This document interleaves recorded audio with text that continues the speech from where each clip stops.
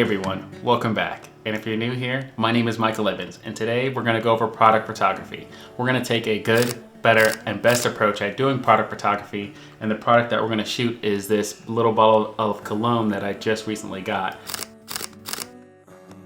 Oh, and before we get started, let's go over 2 rules that I always try to follow when doing product photography. The first one is making sure that my area is clean. This will give you the space to get the photos that you need, and you don't have to keep moving things out of the way and stuff like that. So that's number 1.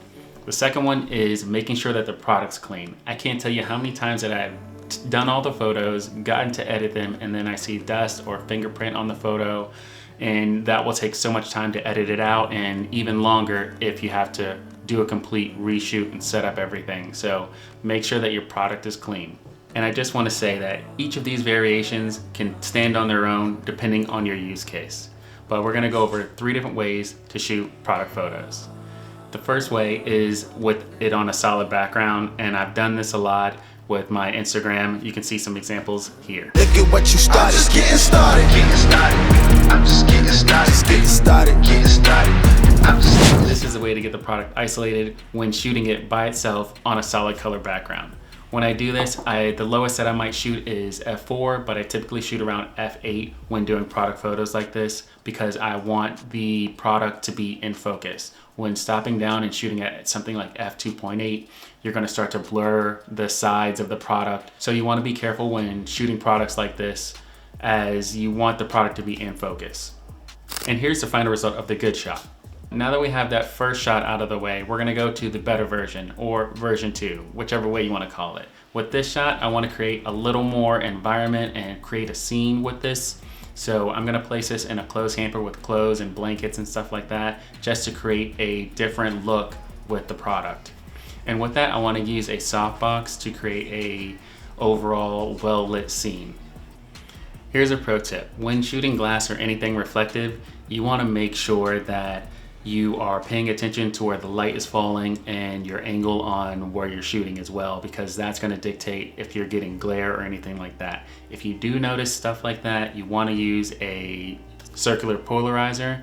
I think that will help a lot with the glare, or if you're having any reflections or anything like that. Now here's the final result of the better shot. Now we can work on the best version. With this one, I want to focus on creating an entire environment.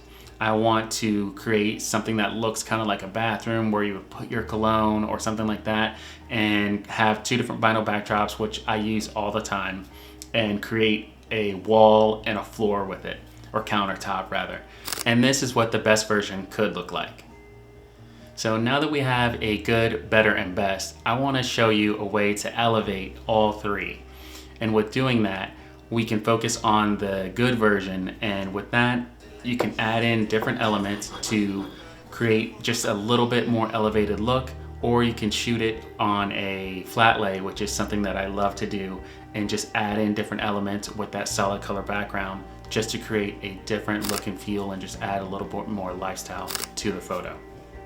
With the better version, we are going to focus on just adding a little bit more dynamic light. With that, I'm going to use my projector with a gobo and just add in a little bit more harsh shadows to the shot with the clothes and blankets and everything, and this will just create deeper shadows and brighter highlights. I think that this will look a little bit better, just like it's coming from out of a window or something like that. With the best version, I want to add in that projector and gobo with this scene as well. I think that this will just make it a little bit more dynamic. I'm still using the softbox to light the product, but adding that gobo to the background makes it look like there's window light coming in to the wall background that I have within this scene. So now we have an elevated good, better, and best. And with that said, I'd love to know, do you guys have any questions or anything you'd like me to cover in more detail in the next video? Or maybe you have a tip that you do when you're creating product photography. Let me know in the comments below. And as always, please like and subscribe, as it helps a ton. And I will catch you all in the next one. See ya. Look at what you started. I'm just getting started. I'm just getting started. I'm just getting started. I'm just getting started.